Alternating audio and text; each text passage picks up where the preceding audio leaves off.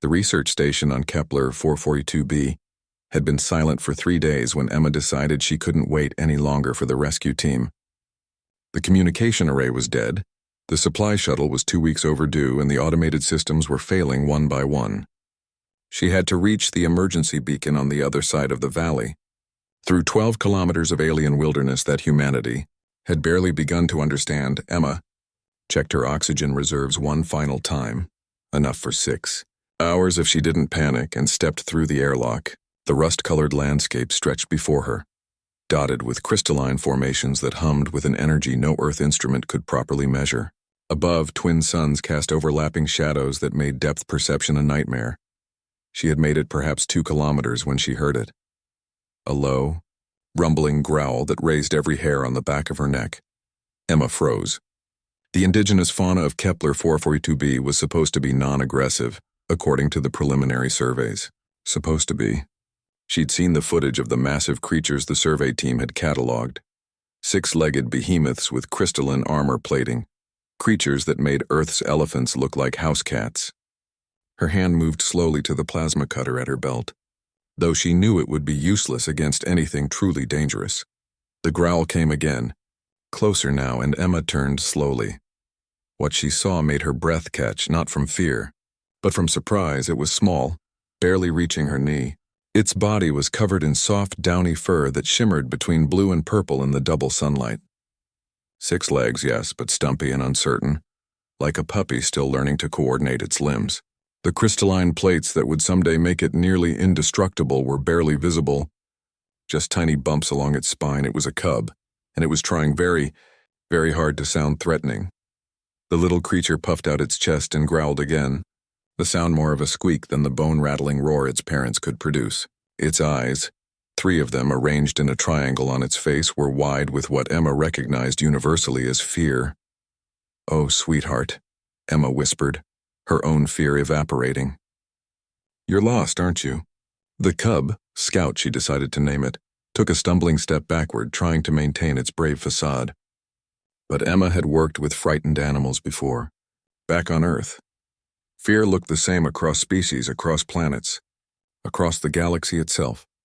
She slowly lowered herself to sit on the ground, making herself smaller, less threatening. Scout's growling faltered. The cub tilted its head, confused by this strange 2-legged creature that wasn't running away or attacking. "Where's your family, little one?" Emma asked softly, scanning the horizon. Nothing. No protective parents charging to retrieve their offspring. No siblings playing nearby. Just Scout, alone in the vast wilderness, trying to be brave. Emma understood that feeling intimately. She reached into her pack and pulled out a ration bar. It was probably toxic to the cub's biology, but she wasn't planning to feed it. She broke off a small piece and tossed it a few meters to her left. Scout's eyes tracked the movement, curiosity overcoming caution. While the cub investigated the offering with cautious sniffs, Emma activated her wrist computer and pulled up the survey data. The indigenous creatures migrated seasonally, following the electromagnetic patterns in the planet's crust. The nearest herd should be, she checked the coordinates, 8 kilometers northeast, 8 kilometers. In the opposite direction from the emergency beacon, Emma looked at Scout, who had given up on the inedible ration bar and was now watching her with those 3 enormous eyes. The cub was shivering despite its fur, and Emma recognized the signs of shock. However, Scout had ended up here, alone and separated from its family. It hadn't been recent. The little creature was exhausted and terrified. "Damn it," Emma muttered. She thought of the beacon, of rescue, of getting off this planet and back to Earth. Then she thought of Scout, wandering alone until exhaustion or predators or the harsh Kepler 442b nights claimed it. There wasn't really a choice. "Come on then," Emma said, standing slowly. "Let's find your family." Scout growled again, but it was half-hearted now, more habit than genuine threat. Emma started walking northeast, and after a moment's hesitation she heard the patter of 6 small feet following behind her. The journey was slow. Scout couldn't maintain the pace an adult of its species could, and Emma found herself adjusting her stride, pausing when the cub needed to rest. She shared her water, carefully, just a few drops to see if it would cause a reaction, and Scout lapped it up gratefully. Apparently some things really were universal. As the hours passed, something remarkable happened. Scout stopped trying to be fierce. The cub began walking beside Emma rather than behind her, occasionally bumping against her leg in the way frightened children of any species seek comfort. When Emma paused to check her coordinates, Scout would sit and wait patiently, those three eyes never leaving her.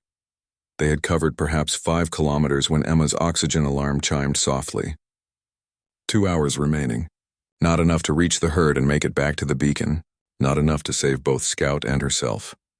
Emma looked down at the cub, who gazed back up at her with complete trust.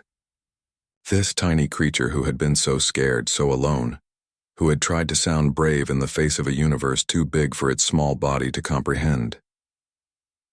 Humans are idiots, Emma told Scout conversationally.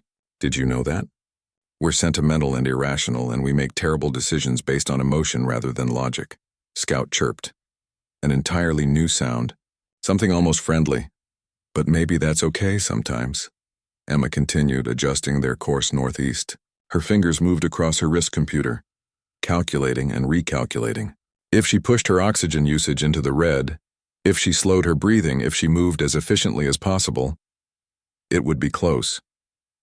Impossibly close. As they crested a ridge, Emma saw them, a herd of crystalline giants moving slowly across the valley, their armor, plating, catching the double sunlight like living prisms.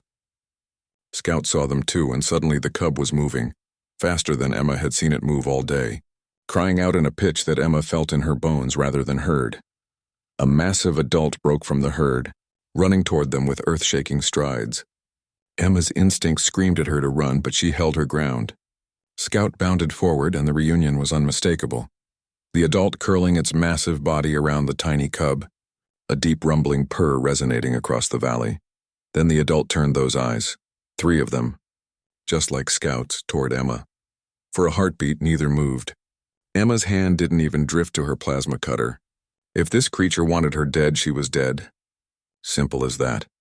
The adult lowered its enormous head and very gently pressed its crystalline snout against Emma's chest. Once, twice, 3 times. A greeting. A thank you. A promise, perhaps. Then it turned. Scout nestled against its legs and rejoined the herd. Emma stood alone in the alien wilderness and laughed, a slightly hysterical sound in the thin air. Her oxygen meter showed 90 minutes remaining. The emergency beacon was 13 kilometers away. She started walking. She made it with 11 minutes to spare.